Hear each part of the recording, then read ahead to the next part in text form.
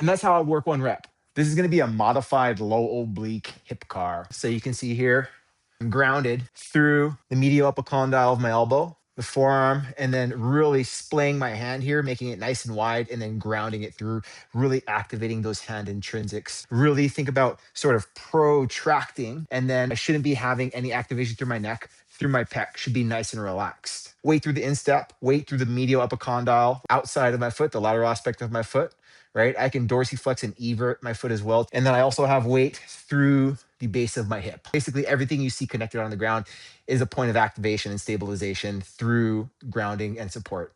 Now from here for the 90-90, I want to be in a nice triangle. I want to basically abduct this hip here. I don't want to have a lag between my tib fib and my femur, right? I want it to be all one unit here. So I don't want it to be like this. I don't want to lead my foot and go to too far internal rotation. I want to be nice and neutral. This is pure abduction. Try not to compensate here through your torso, right? So as you lift, try not to really just kind of shrug into the shoulder and then sort of kind of roll up here. Stay nice and long through the torso, big belly diaphragmatic breathing. So create rigidity through the core, right? And then from here, all I'm doing, nice and elongated, I'm just basically crowbarring that femur up, right? From here, I want to keep this knee at this vector.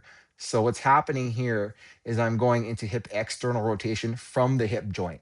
As I externally rotate, I'm still pushing through the shoulder, right? Using that serratus, keeping the knee here.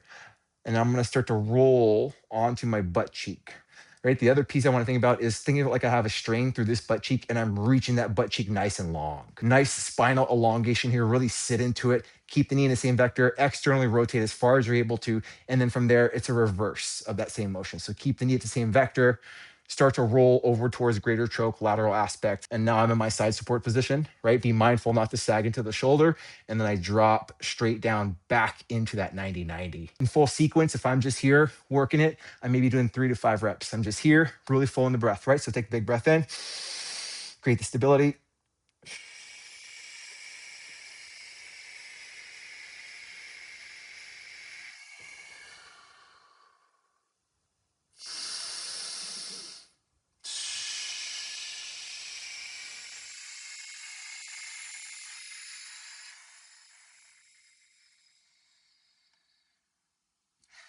And that's how I work one rep. Give this a try. Let me know what you think in the comments below. If you like these kinds of videos, I really appreciate the support. If you give this video a like, subscribe to the channel, leave a comment below. Definitely let me know if there's anything else you're interested in learning more about. I like doing these kinds of videos. So I truly appreciate all of you again. And I'll look forward to creating more videos like this and seeing you all in the next one.